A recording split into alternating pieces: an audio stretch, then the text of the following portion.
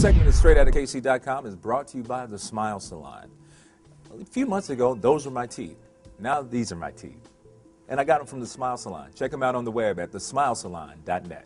Welcome to another edition of Straight Outta KC. You're watching us on Straight Outta KC, our YouTube channel, as well as StraightOutaKC.com. I'm your host, Darren Story, coming to you from the Kopek and Brooks Studios in downtown Kansas City. And it is my pleasure to have our next guest. His name is Doug Billings, and he is the author of Your Wonderful Life. It's a great book on faith and adversity and how to overcome all the obstacles that life brings, disappointment and failure. And Doug, welcome to the show. Thank you, Darren. Very nice to be here, and thank you for having me. Well, it's my pleasure. And why did you feel it was important to write all this down and let everybody know about it? I think that men tend to compartmentalize and to block things like this more often than not, and it's a shame because I think that we pay the price ultimately for that. And I think that when we internalize things that really matter in life and we don't talk about them, adversity can happen. When men go through challenges in life, no matter what that challenge might be,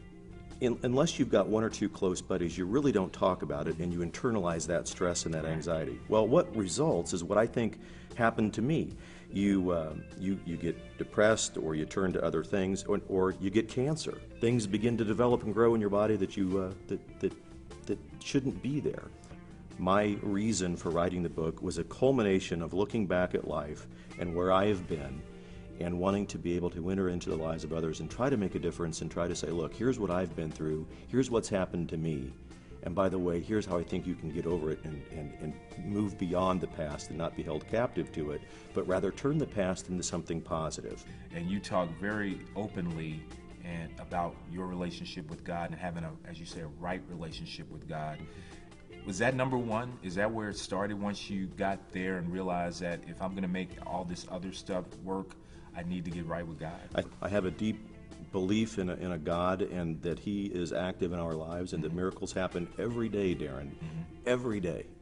But we've become so accustomed to them that we don't recognize them. So yes, becoming right with God is first. And the adversity that can come upon us in life is not necessarily only those mistakes which we make ourselves, which is part of it, but also things that are cast upon us that are out of our control. The person who's hit by a drunk driver and loses a fiance in the car, as I did when I was 23 years old, or the loss of a father from a stroke, things like this, the loss of a job through no fault of your own. And in relationships, not only is it being right with God, I think that it's important, but although love, for example, is the most important of all the virtues, love will not survive unless we're able to forgive. If you're in love and are loved in return, life is really wonderful. But unless you're able to forgive the drunk driver who hit you, the person who lets you go at your office, the wife who divorces you, you'll never be able to love anyone fully again, I promise you that. Speaking of mistakes and forgiveness, you say here in the book, no one is as bad as the worst thing they've ever done. Yes, life given by God is sacred at all levels, whether we're talking about an unborn baby in a mother's womb, or the man in prison, Charles Manson, who's consciously done things that are horrendous. But we have to be able to talk about separation of the dignity and the sanctity of human life as apart from the choices that human beings make. And I think that's where we need to begin, and I would guide people to understand that the life the person has, the core essence of what is given to us from the divine, is what I'm talking about, when no one's life is as bad as the worst thing they've done. This is the last paragraph. I'm going to read the last paragraph from chapter 4. You say, to be reconciled to those who have done wrong to us is one of the surest pathways to redemption. Achieving this provides numerous opportunities to be awakened to wonder, joy, and meaning. Forgive, my friends, forgive. Yes. So, is that what you would tell anybody walking down the street? I would. I think that the core of finding wonder in your life doesn't necessarily begin with finding things that are easy. It's easy, for example, to be in love and to fall in love, and it's fun. But the difficulty of maintaining love or wonder in life is embedded and embodied in the ability that we have to forgive.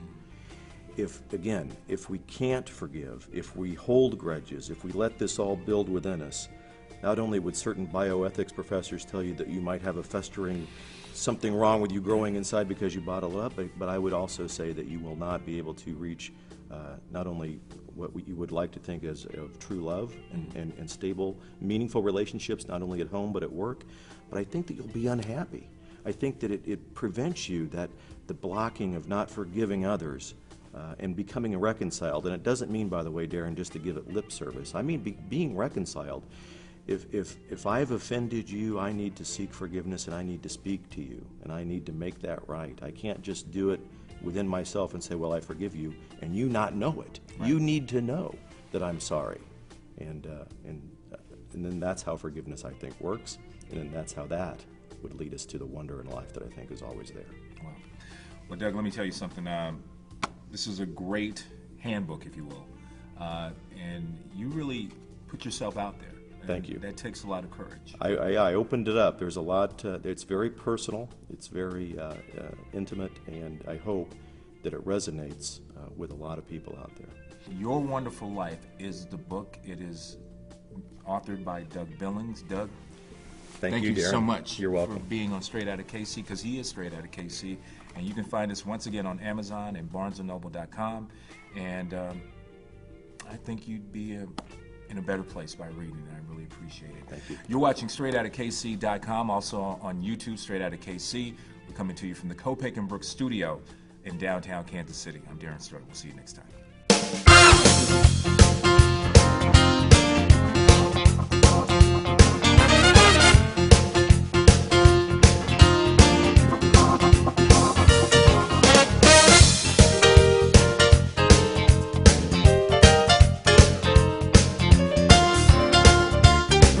Check us out and stay tuned with what's going on in Kansas City. StraightOuttaKC.com is a production of Intrepid Entertainment.